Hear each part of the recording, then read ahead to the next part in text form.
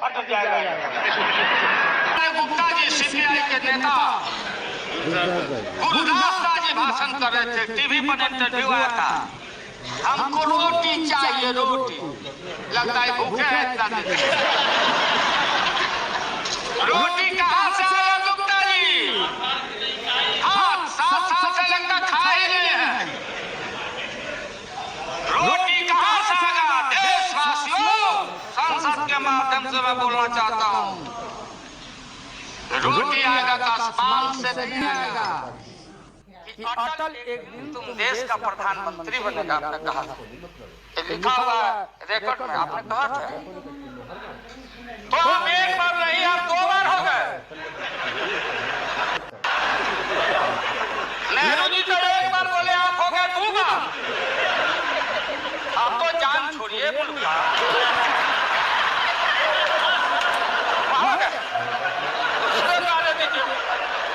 आप बोला कि हम स्मार्ट सिटी बनाएंगे। लालू को स्मार्ट सिटी नहीं चाहिए, स्मार्ट गांव चाहिए, स्मार्ट गांव चाहिए। लागल झुलनिया में धक्का बोला कलकत्ता से ज्यादा फूटे वाला हो। जानवे के बेवकूफ समझता है। यादव लोगों जब भैंस नहीं पटक सकी तो नरेंद्र मोदी पटक देगा। आप में से कितना आदमी गया पिंडा देने? हटा दे पिंडा। क्या करो? कितने बार पिंडा किया? आप लोग बताओ, जिनके फल रहे हैं। हमने देखा माता पिता, अरे हमारा हिंदू फिल्म, हमारा धर्म है कि हम आजकल मैं देखता हूँ हमारे हरिद्वार में पिंडा ग्रंथ पढ़ो, विष्णु हरिद्वार में नहीं होता, हरिद्वार में नहीं होता, विष्णु मंदिर वहाँ है। इसलिए महोदय, तो मैं आपको बताना चाहता हूँ सीपीएम के साथियों को कि अभी सभी संभलिए। कल ही हम लोग रहे, ये देश को तोड़वाइए नहीं। ठीक काम बोला सिंह यादव जी ने, बाबरी मस्जिद गिरा लोगों ने, अच्छा धाम को गिरा था। और आतंकवाद की आप चर्चा करते हैं। अफजल गुरु ये अफजल गुरु का जो गुरु थे दुनिया में, जो नामी और गिरामी जो टेररिस्ट है, वो मौलाना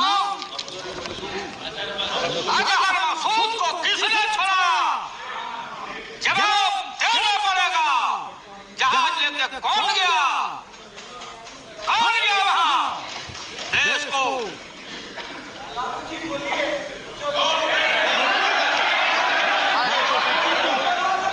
कौन गया? और ये नेता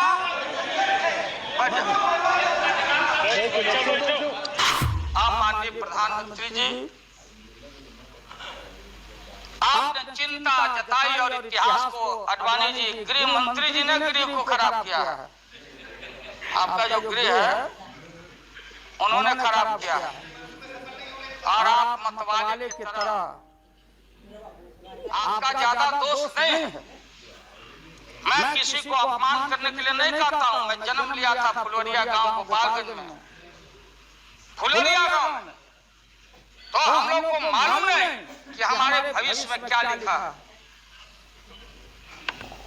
तो ये गोसाई लोग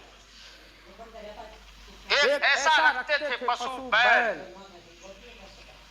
आंख पर मासा है, पीठ पर पैर है, बहुत छोटा नाटा है, जिसको नादिया बोलते उत्तर प्रदेश में।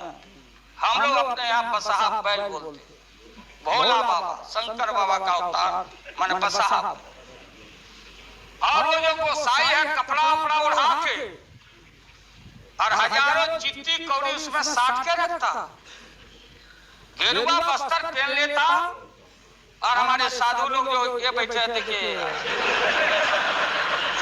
इसी रूप में रहता। वो बेचारा गरीब है,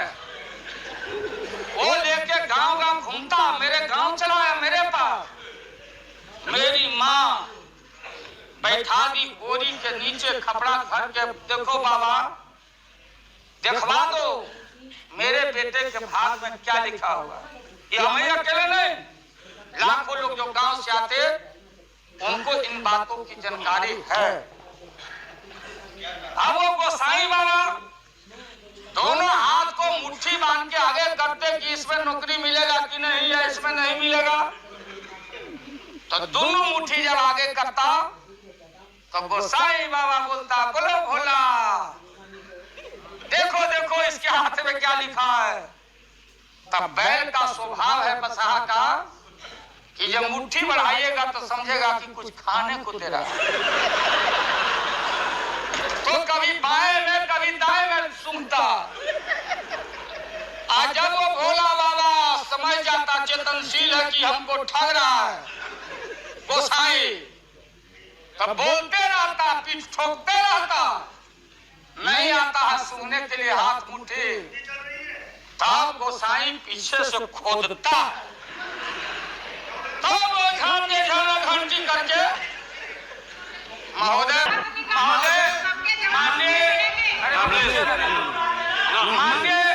माननीय ममता बहन ने उस बात को जस्टिफाइड और क्लियर किया। इनके सिद्धांत पर फूल पर हम उंगली नहीं दिखा रहे। ये बात सही नहीं है कि रेल मांगा गया था, नहीं मांगा गया था तो नहीं मांगा गया था तो नहीं मिलेगा।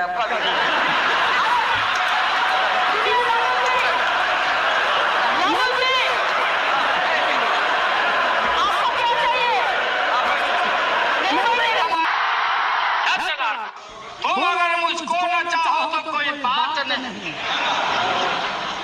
तुम अगर मुझको न चाहो तो कोई बात नहीं, तुम किसी और को चाहोगे तो मुश्किल होगी।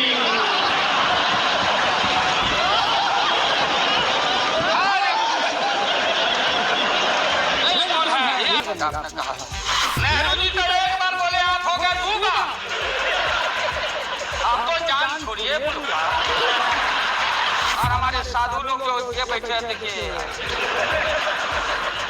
इसी रूप में रहता। तो गोसाई बाबा बोलता, बोलो भोला, तब गोसाई पीछे से खोदता, तब वो घंटी करके आपको बिना हरे फिटकरी का कोई ना कोई पद ले ही लेता है। बुद्धिजीवी बुद्धि नहीं है, लेकिन बुद्धि से जी रहे थे। हमारे मुंह में सीधे 32 दांत है, उनके पेट में 30 के दांत है, जो वहां चलेगा। ये हम लोग के पुरोहित ये अडवाणी जी कैसे हो सकता है। इस बार हम लोगों ने साइंटिफिक तरीका से काम किया है, समझ